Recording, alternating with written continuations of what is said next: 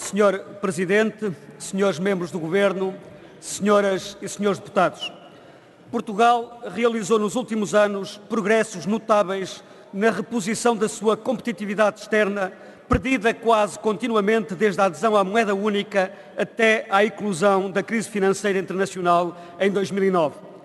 Em 2015, praticamente todas as perdas de cota de mercado acumuladas desde 99 tinham sido anuladas. Estes ganhos traduziram-se num amplo movimento de abertura da economia ao exterior, evidenciando no peso das exportações totais no PIB que, vindo de valores da ordem dos 30%, se situava no final do ano passado já em 43%. Portugal pôde assim, em 2015, terminar o segundo ano consecutivo com capacidade líquida de financiamento, crescimento e significativa reanimação do investimento, algo que não encontra paralelo nas últimas 4 décadas e que permitiu ao nosso país inverter a trajetória de progressão acelerada e descontrolada do endividamento externo. O endividamento, a par do déficit, é um dos legados mais nefastos da persistência de políticas públicas erradas, favorecendo um modelo de economia falhado, centrada no estímulo artificial ao consumo, ao mesmo tempo que se desconsiderava o investimento e o crescimento em diminuição desde o princípio do século.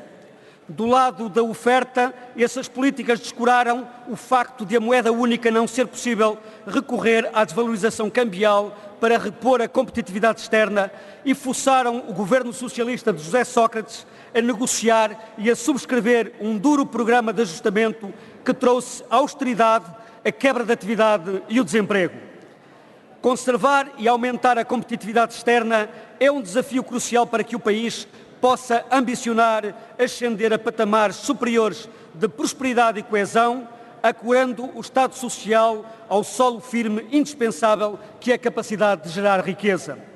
Para isso, é imperativo que as políticas públicas não comprometam os equilíbrios macroeconómicos fundamentais reconstruídos nos últimos anos, ao mesmo tempo que convergem concertadamente para a criação de um ambiente propício ao investimento e, sobretudo, ao investimento gerador de maior valor e melhor emprego, o investimento baseado no conhecimento e na inovação. A inovação é, por natureza, o produto da dinâmica dos agentes económicos. Mas se a inovação não se decreta nem programa, nem por isso as políticas públicas deixam de ter um papel importante na criação do ecossistema adequado ao seu surgimento, intensificando a disseminação de ideias e projetos inovadores. Desde logo, na criação de um enquadramento favorável ao aparecimento de novas empresas, tantas vezes associado a processos de inovação. Assim, o foco nas empresas start-up, baseadas em conhecimento intensivo e elevada intensidade tecnológica, deve constituir uma orientação fundamental das políticas públicas. Um problema-chave do empreendedorismo consiste no seu financiamento. Em toda a União Europeia existe uma falha de mercado clara no financiamento de fundos de capital de risco.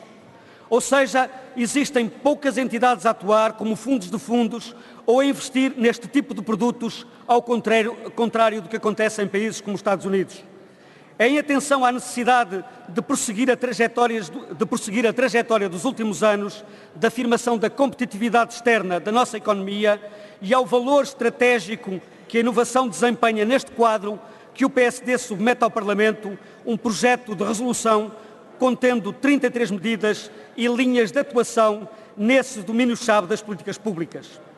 É nosso entender que uma aposta de sucesso em políticas públicas favoráveis à inovação incida em 4 áreas fundamentais: reforço dos escassos mecanismos de financiamento do empreendedorismo e do capital de risco, transferência de conhecimento do meio académico para o meio empresarial, criação de um ecossistema favorável à assunção do risco e inovação e atração do investimento e de investidores estrangeiros. Em qualquer um destes domínios, Portugal fez progressos nos últimos anos.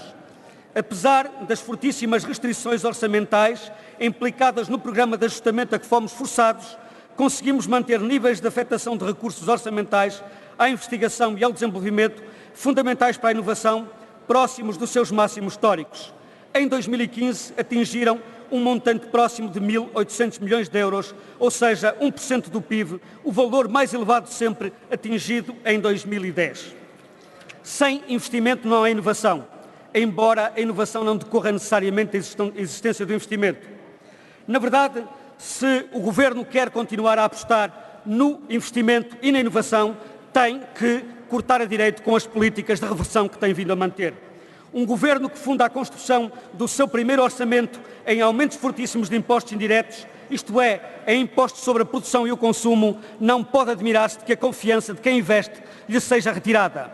Um Governo que aposta numa estratégia de confrontação na Europa e procura afirmar alinhamentos internacionais com a Grécia do Syriza, não pode, em circunstância alguma, surpreender-se com o facto de muitos investidores terem passado a temer legitimamente pelo futuro.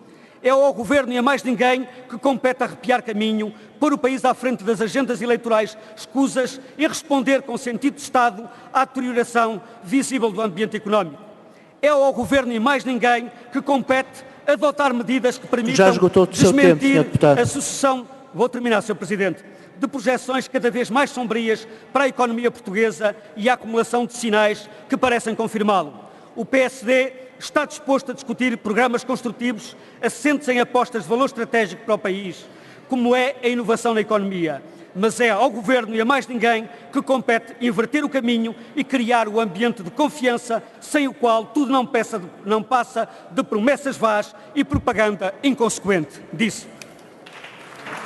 Muito obrigado.